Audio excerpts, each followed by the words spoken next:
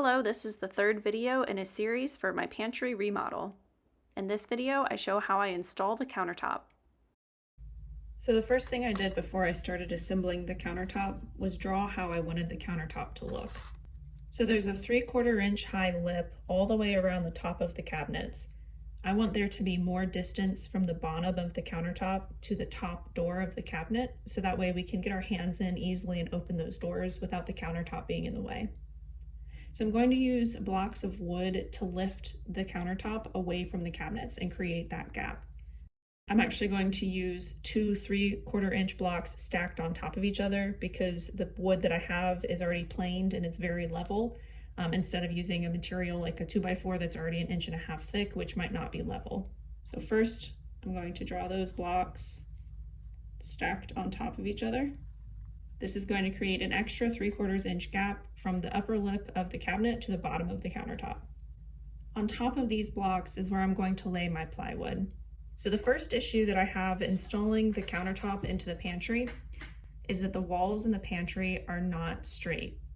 The pantry was built nearly 30 years ago and the drywall walls have bowed over time. I want the countertop to be 1.5 inches thick total, and I'm going to use two pieces of plywood stacked on top of each other, each one 3/4 inch thick, to get that total final thickness. The lower piece of plywood, I'm going to cut into 3 pieces, one for each of the sections of the base cabinets, so that I can get an exact fit that follows the bow of the wall and make sure that my countertop is going to be really nice and snug. After I have those 3 pieces of plywood measured and fit, then I'm going to transfer those measurements onto a larger piece of plywood that is 3/4 inch thick.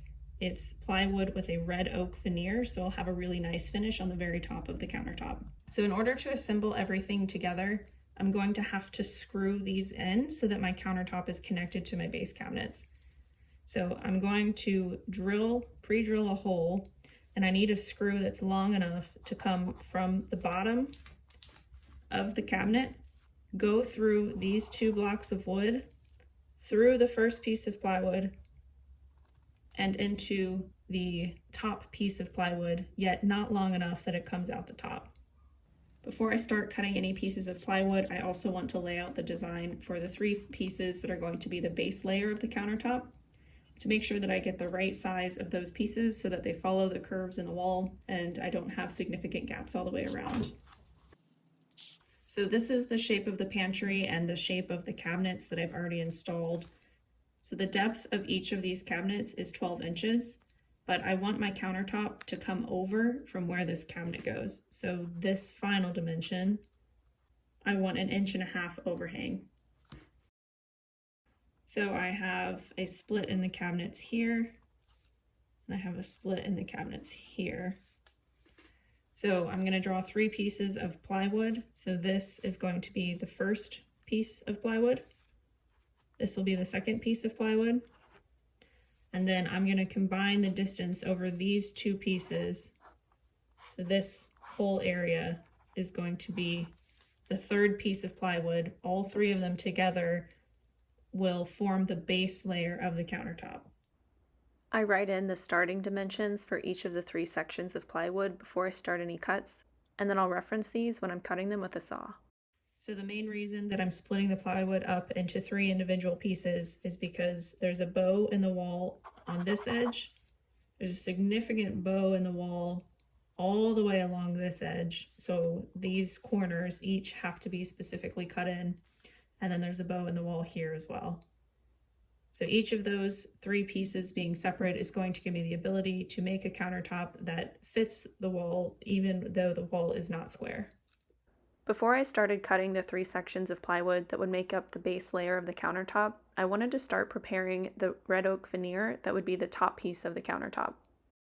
I knew I was going to stain this material, and the stain needed a while to cure, especially because I was going to be using 2 coats. So I started this and gave it time to cure while I was working on the other aspects of the counter later. I sanded this with 180 grit sandpaper as recommended by the stain that I was using, and then I wiped off any dust before putting down the first coat of stain. This is a 4x8 foot sheet of plywood, but I'm not sanding the entire sheet. I'm only going to sand the area that I know is going to turn into the countertop, just to save myself some time. I did add extra space to each side just to make sure I had a little extra room if needed, so this piece that I sanded was about 75 inches by 45 inches. I also made sure to account for the angle of the corner cabinet.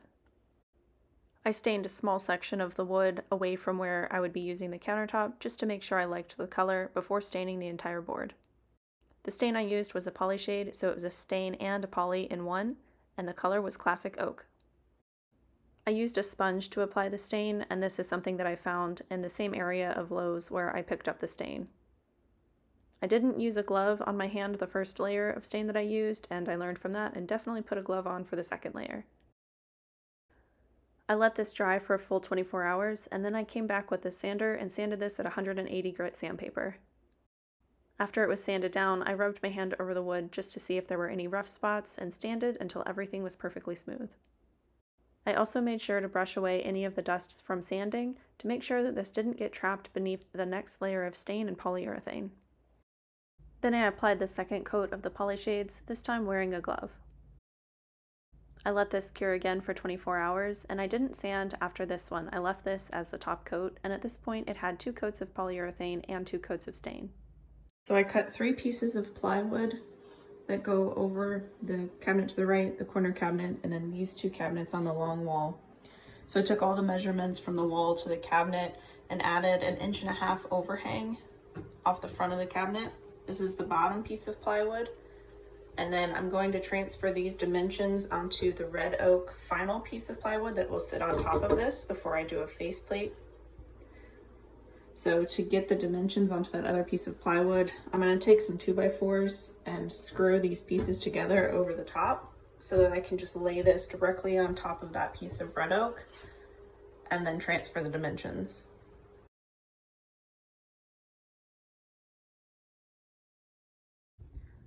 So I have the 2 pieces of plywood stacked on top of each other now. I want to maintain this 1/4 inch gap, which exactly followed the wall until right here. So I'm going to keep this edge firm, and then I'm going to trace with my pencil everywhere else around this block of plywood, and I'll cut this edge.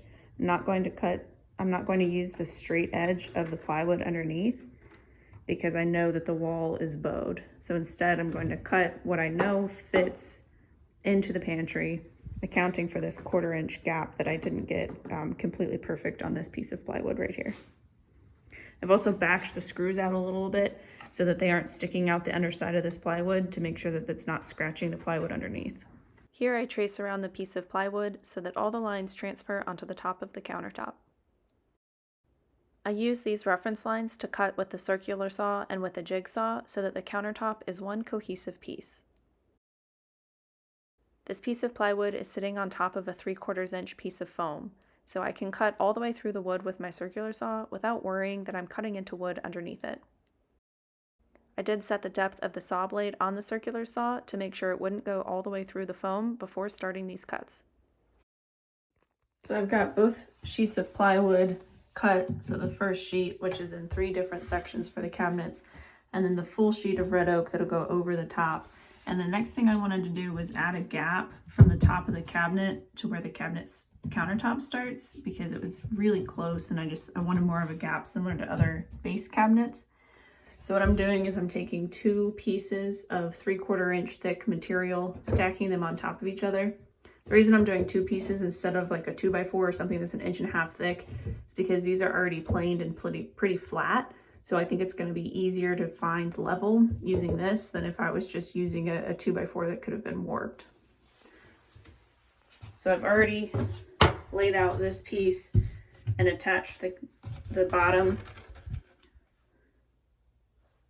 pieces of wood to it so that it sits and slots in and it's level. And now I'm going to show how I do that with these other 2. So I've taken about 1 inch off of this edge of each of these blocks because I'm going to have a thin piece of MDF that's going to kind of cover the gap. So I'll have a little bit of support on the front. So I'm pushing these all the way back to the back of the cabinet. And that's just going to give me a little bit of extra room in case I end up pulling the screw off a little bit. So it maybe sits here because I'm going to screw these onto the plywood before I put this into the actual countertop. If I put everything at least 1.25 inches off the back of the piece of plywood, No matter what spot I'm in, I'll make sure that the front piece, this edge of the block, isn't going to be sitting right on top of this piece of wood of the cabinet. So hopefully I won't have to redo any of the screws. So to know where to space these out horizontally along the piece of plywood, I'm just going to measure from the wall, and I'm going to take that leftmost edge and record that dimension for the first piece, same dimension for the next piece, all the way across all 5 pieces that I'll be attaching. I'm going to record these dimensions into my book and then make sure that I transfer those dimensions to the back of the plywood. So because I have to flip this over and work on the back, it's going to be mirrored. So the top left back is actually the top right corner that I'm working on now. So all the dimensions that I just wrote down, we're going to mirror. So this was the topmost left edge, 2.5 inches, which means on this piece of plywood, I'm gonna make it the topmost right edge, 2.5 inches in, 1.25 inches down. So I've screwed all the blocks into this piece of plywood, and I've marked where those screws are so that I can screw through the blocks into this plywood and into the top piece of plywood that'll go on top of it without hitting the screws that are holding just this block and this piece of plywood together. Once I have that done, I'm also checking for level everywhere across the countertop to make sure that this sits perfect before I install the last piece. Now that I've successfully created a gap between the top of the cabinet and the bottom of the countertop, I need to fill this gap in. So I'm taking MDF that's already been painted white, and it's already 3/4 of an inch thick, so it will fit perfectly in this gap. Any spots where you can still see a little bit of that dark line where it doesn't fit, I can just fill in with white silicone later. I cut 3 pieces of this MDF board, one to go under each of the 3 sections of the bottom pieces of plywood. I used a nail gun to secure these pieces of MDF to the top of the cabinets. I made sure that the nails that I'm using are not long enough to come out the other side of the cabinet. I coated the top of the first layer of plywood with wood glue and then rolled it on with a roller.